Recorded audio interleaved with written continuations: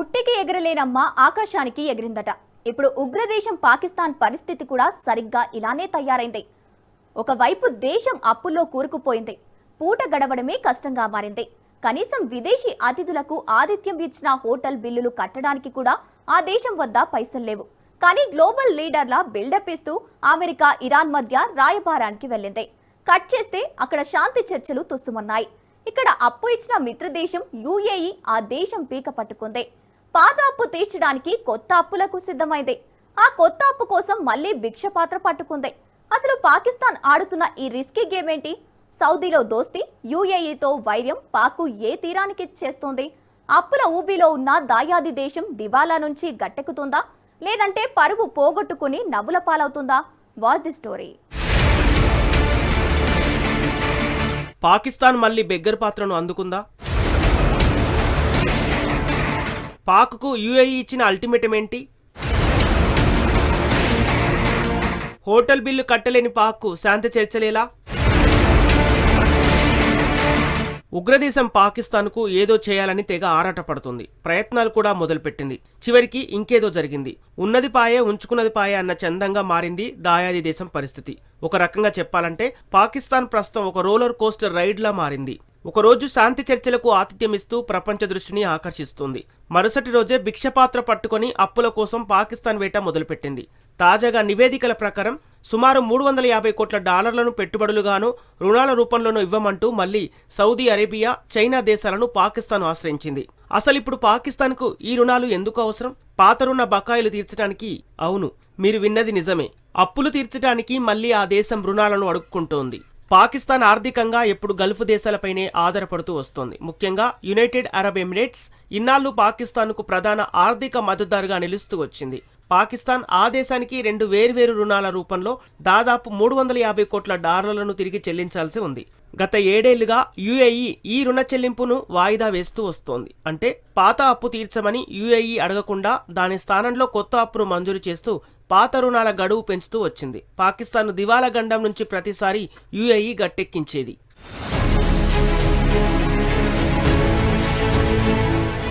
కానీ ఈసారి పాకిస్తాన్ చేసిన ఓ పనితో యుఏఈకి చిర్రెత్తుకొచ్చింది. 2025లో సౌదీ అరేబియాతో పాకిస్తాన్ ఒప్పందం కుదుర్చుకుంది. ఈ ఒప్పందం ప్రకారం సౌదీ అరేబియాపై ఎవరైనా దాడి చేస్తే ఆ దేశానికి రక్షణగా పాకిస్తాన్ యుద్ధంలోకి దిగుతోంది. ఈ ఒప్పందమే అబుదాబికి మంట పుట్టించింది. కారణం, సౌదీ అరేబియాకు యుఏఈకి మధ్య పచ్చగడ్డి వేస్తే బగ్గుమంటోంది. తమ శత్రు దేశంతో పాకిస్తాన్ రక్షణ ఒప్పందం చేసుకోవటం యుఏఈకి మింగుడు పడటం లేదు. వెంటనే యుఏఈ భారత్తో సంబంధాలను మరింత బలోపేతం చేసుకునే దిశగా అడుగులు వేసింది. అంటే పాకిస్తాన్కు కౌంటర్గా అడుగులు వేసింది. అందుకే ఈసారి రుణ బకాయిలను పాకిస్తాన్ చెల్లించాల్సిందేమోనంటూ అబుదాబి డిమాండ్ చేసింది. దానికి కూడా యుఏఈ అల్టిమేటం జారీ చేసింది. ఏప్రిల్ ఆఖరిలోగా ఆ బకాయిలన్నీ సెటిల్ చేయాలని తేల్చి చెప్పింది. ఇక్కడే అసలు చిక్కు వచ్చి పడింది. పాకిస్తాన్ దగ్గర ఇప్పుడు అంత సొమ్ము లేదు. ప్రస్తుతం ఆ దేశ విదేశీ మారక నిల్వలు $1600 కోట్ల మాత్రమే ఉన్నాయి.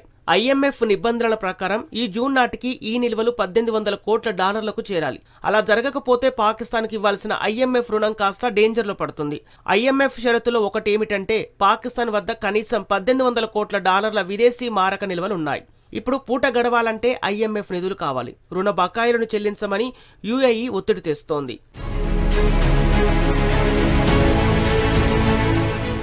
ప్రస్తుతం పాకిస్తాన్ పరిస్థితి దినదిన గండంగా మారింది. ప్రభుత్వం నడవాలన్నా, వ్యవస్థలు సజావుగా సాగాలన్నా ఆ దేశానికి ఇప్పుడు IMF ఇచ్చే రుణం అవసరం. ఆ రుణం కావాలంటే కనీసం పాకిస్తాన్ వద్ద $1800 కోట్ల నిల్వ ఉండాలి. షరతు ప్రకారం పాకిస్తాన్ వద్ద $200 కోట్ల నిల్వలు తక్కువగా ఉన్నాయి. మరోవైపు $350 కోట్ల రుణాలు తీర్చమని యుఏఈ అడుగుతోంది. ఒకవేళ పాకిస్తాన్ వద్ద ఉన్న నిధులతో యుఏఈకి రుణాలు చెల్లించవచ్చు. కానీ ఉన్న $1600 కోట్ల మరో $350 కోట్ల తగ్గితే పాక్కు మరింత కష్టంగా మారుతుంది. IMF దివాలా రుణం ప్రమాదంలో పడుతుంది. ఈ గండం నుంచి గట్టెక్కడానికి పాకిస్తాన్ మళ్లీ భిక్షపు పాత్రను పట్టుకుంది. సౌదీ అరేబియా, చైనా గడపల ముందు నిలబడి ఆశగా చూస్తోంది. గత వారం సౌదీ ఆర్థిక మంత్రి ఇస్లామాబాద్ను సందర్శించారు. కొత్తగా రుణం పొందే అవకాశం గురించి అక్కడ చర్చలు జరిగినట్టు తెలుస్తోంది. తాజా సమాచారం ప్రకారం పాకిస్తాన్ను ఆదుకోవటానికి సౌదీ, ఖతార్ కలిసి $500 కోట్ల ఆర్థిక సాయం అందించే అవకాశం ఉంది.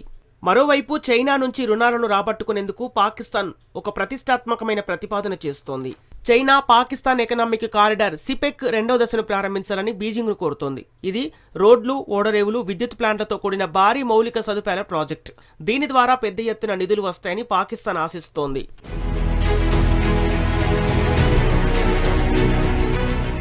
ఖతార్ నుంచి కూడా $500 కోట్ల వరకు సాయం పాకిస్తాన్కి ఇచ్చే అవకాశం ఉందని నివేదికలు వెల్లడిస్తున్నాయి. కానీ ఖతార్ అధికారికంగా ఎలాంటి ప్రకటన చేయలేదు. పాకిస్తాన్ ఆర్థిక వ్యవస్థ ఇంకా ఎంత క్లిష్ట పరిస్థితిలో ఉందో ఈ పరిణామాలు స్పష్టం చేస్తున్నాయి.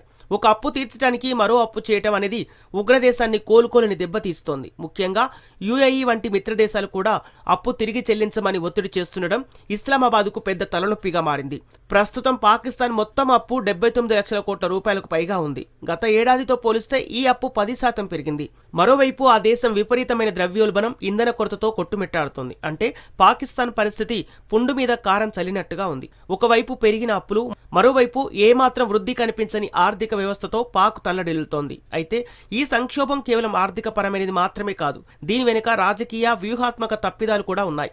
7 ఏళ్లుగా అడగని అప్పును ఇప్పుడు యుఏఈ ఎందుకు చెల్లించమని అడుగుతోంది? దీనికి సౌదీ, యుఏఈ మధ్య విభేదాలనే అసలైన కారణమని తెలుస్తోంది. 2026 ఫిబ్రవరిలో సౌదీ అరేబియా, యుఏఈల మధ్య తీవ్ర ఉద్రిక్తతలు నెలకొన్నాయి. ఈ గల్ఫ్ సంక్షోభంలో సౌదీ అరేబియాకు పాకిస్తాన్ మద్దతుగా నిలిచింది. దీంతో యుఏఈ ఆగ్రహానికి గురైంది. నిజానికి పాకిస్తాన్తో చేసుకున్న ఒప్పందంపై సౌదీ అరేబియాకు కూడా అనుమానాలున్నాయి.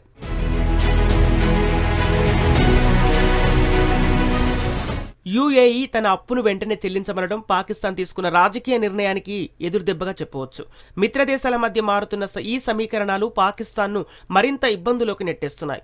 నిజానికి ఇరాన్ యుద్ధంలో సౌదీ అరేబియాపై డ్రోన్లు, క్షిపణులు దూసుకుపోతుంటే పాకిస్తాన్ చేతులు ముడుచుకొని సైలెంట్గా ఉండిపోయింది. అయినప్పటికీ పాక్ సౌదీ రక్షణ ఒప్పందం అత్యంత కీలకంగా మారింది.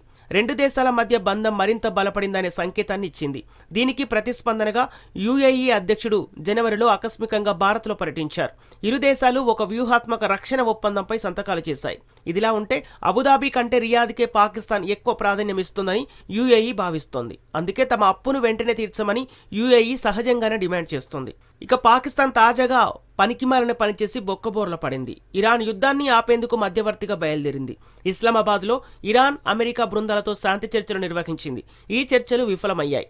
నిజానికి ఇరాన్ యుద్ధంతో ఖతార్, సౌదీ, బహ్రెయిన్, యుఏఈ వంటి దేశాలు తీవ్రంగా నష్టపోతున్నాయి. ఆయా దేశాల ఇంధన నౌకలు ఓడరేవుల్లోనే నిలిచిపోయాయి. మధ్యవర్తిత్వంతో పాకిస్తాన్ ఈ యుద్ధాన్ని ఆపేస్తే ఆయా దేశాల నుంచి రుణాలు అందుతాయని పాకిస్తాన్ ఆశించింది.